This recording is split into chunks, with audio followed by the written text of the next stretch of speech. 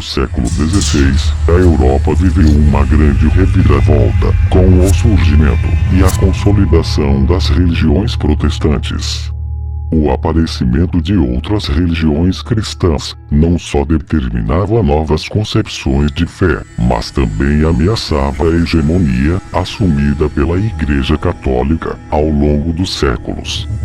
Foi desse modo que os dirigentes da Igreja deram uma resposta a essa situação, determinando a criação da chamada Companhia de Jesus, ou também conhecida como a Ordem dos Jesuítas. A companhia foi primordialmente controlada por Inácio de Loyola, um ex-soldado basco, que se converteu à vida religiosa, após sobreviver a graves ferimentos obtidos por um tiro de canhão.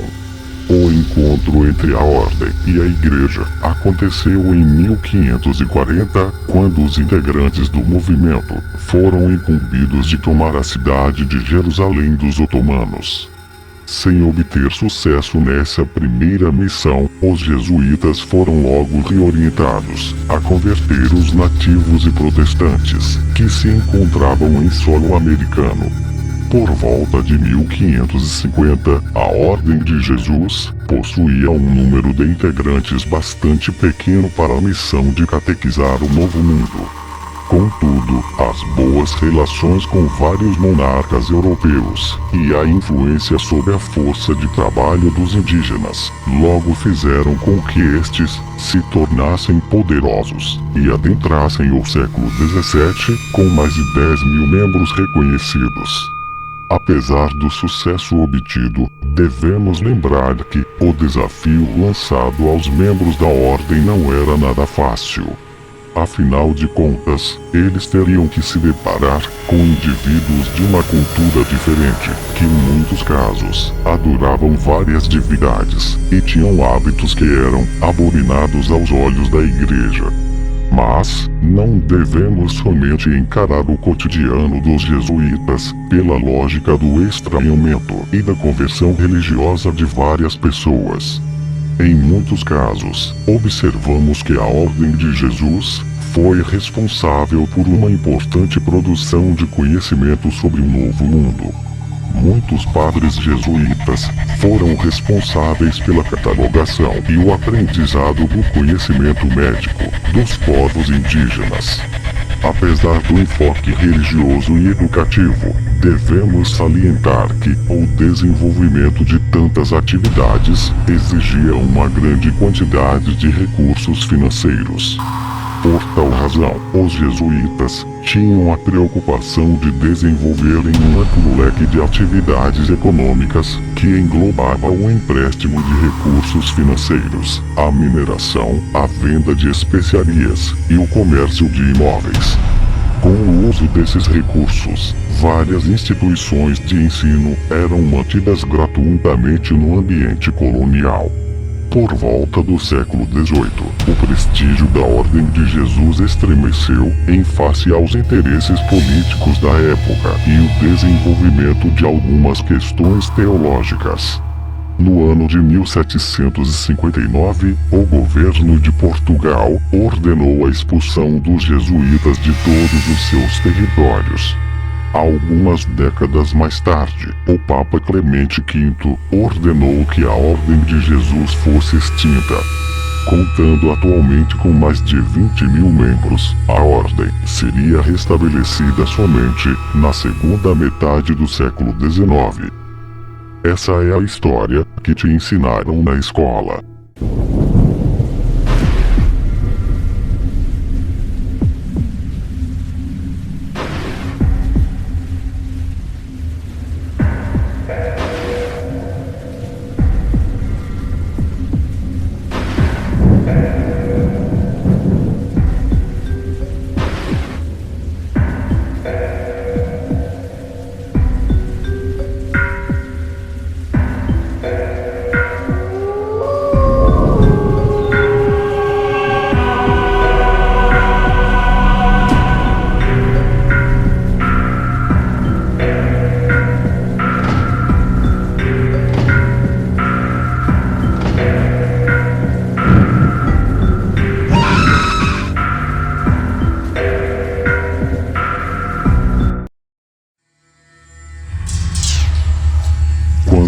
Inácio de Loyola fundou a Ordem Jesuíta, uma das primeiras coisas que ele fez foi ir para Jerusalém, a fim de lá estabelecer o seu quartel-general, facilitando, desse modo, a entronização do Papa naquela cidade.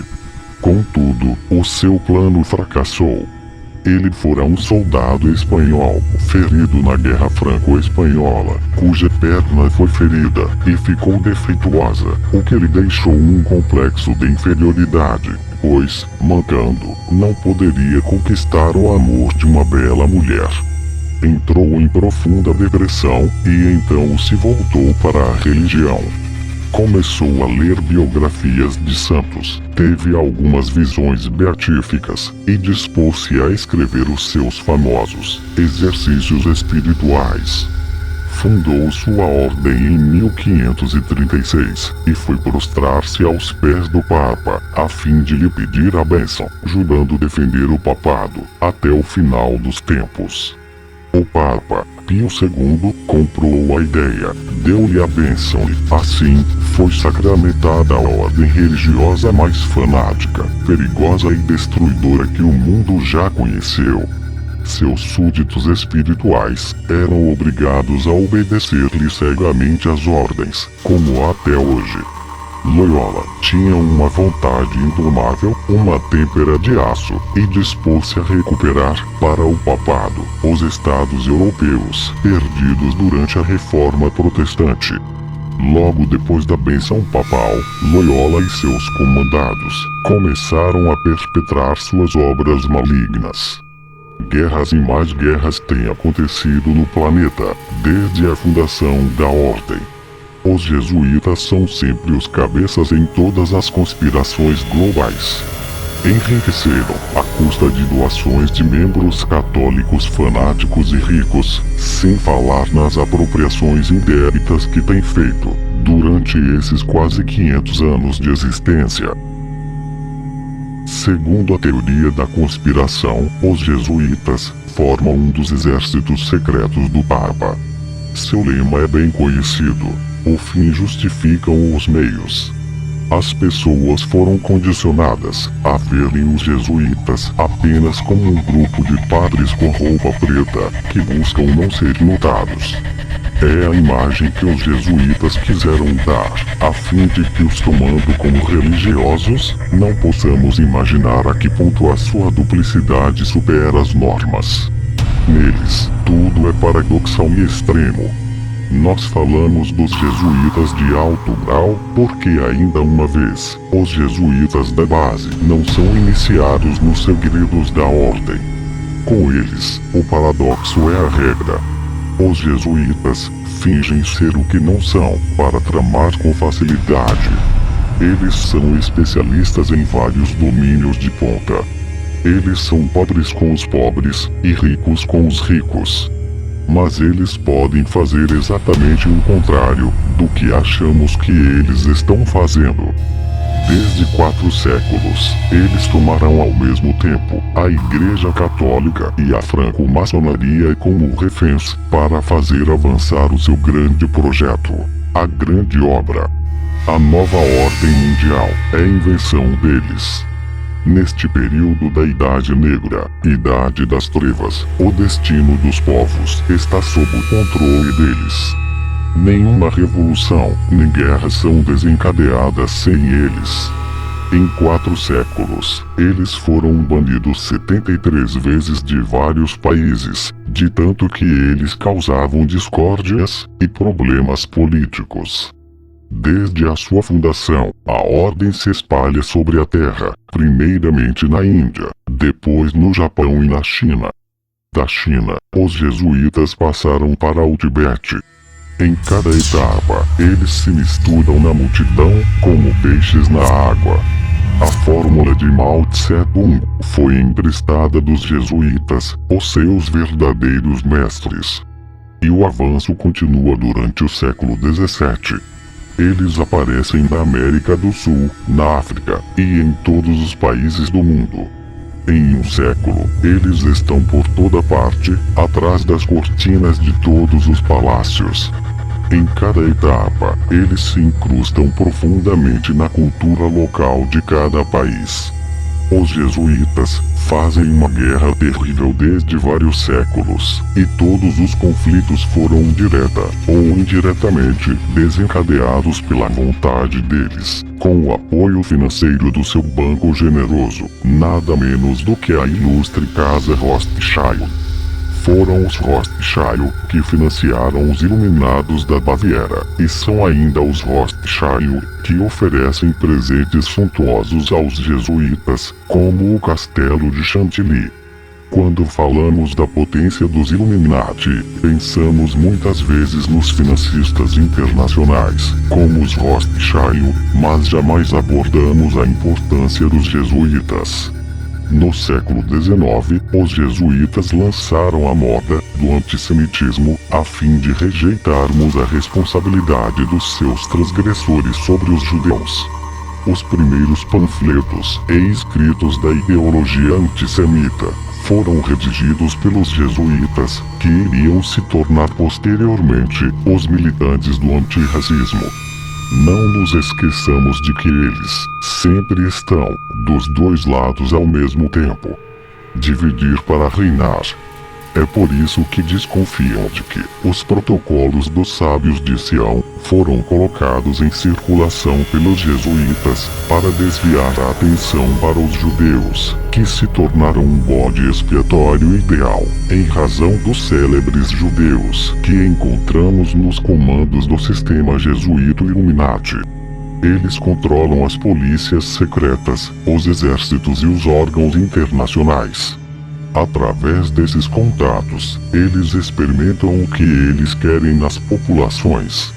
Por exemplo, a Guerra do Vietnã permitiu-lhes eliminar seus adversários nesse país, e o genocídio do Camboja varreu 1 milhão de budistas que resistiam à conversão ao cristianismo. Os budistas da tradição do pequeno veículo têm particularmente sofrido, enquanto que, ao contrário, os lamas tibetanos são financiados pelos jesuítas. Sem esta ajuda, o lamaísmo não seria conhecido do público e o Dalai Lama não poderia se beneficiar de tamanha publicidade. É preciso uma ajuda significativa para subir tão alto quando se é um pobre refugiado sem pátria nem dinheiro. Não nos esqueçamos de que os jesuítas foram os inventores dos campos de concentração, com suas reduções do Paraguai, onde os índios foram treinados para se tornarem bons cidadãos robóticos, no contexto de uma sociedade comunista teocrática. Em termos de tirania, eles já experimentaram tudo graças ao comunismo, e isso nada anuncia de bom para o melhor dos mundos, que eles nos prepararam. Confira um trecho do juramento que um jesuíta de nível inferior deve fazer quando atinge um posto de comando. Eu prometo e declaro que, quando a oportunidade se apresentar, farei uma guerra implacável, secreta ou abertamente, contra todos os hereges, protestantes e liberais, como eu sou direcionado para fazer, para extirpar e exterminá-los da face da terra inteira. E que eu não vou poupar nem a idade, sexo ou condição, e que eu vou queimar os resíduos, ferver, esfolar, estrangular e enterrar vivo esses hereges infames, rasgar os estômagos e ventres de suas mulheres e de seus bebês, e esmagar a cabeça contra as paredes, a fim de aniquilar para sempre essa raça abominável. Que, quando o mesmo não puder ser feito abertamente, eu secretamente usarei o copo envenenado, o cabo de estrangulamento, o aço do punhal, ou a autoridade da pessoa ou pessoas, seja qual for sua condição na vida, seja ele público ou privado.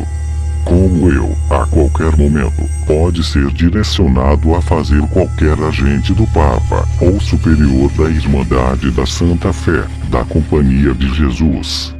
Na confirmação de que tenho a honra de dedicar a minha vida, minha alma e todos os meus poderes corpóreos, e com este punhal que eu recebo agora, Vou assinar meu nome, escrito em meu próprio sangue, em depoimento dela. E se eu provar falsa, ou enfraquecer na minha determinação, podem meus irmãos e companheiros, soldados da milícia do Parpa, cortar as minhas mãos e meus pés, e minha garganta de orelha a orelha, abrir minha barriga e pôr enxofre queimado aí, com toda a punição que pode ser infligida em mim na terra, e minha alma seja torturada pelos demônios, em um inferno eterno para sempre. Essas informações foram tiradas do livro Assassinos do Vaticano, de Eric John Phelps. Trata-se de uma teoria. Se é verdade ou não posso afirmar, mas não duvido.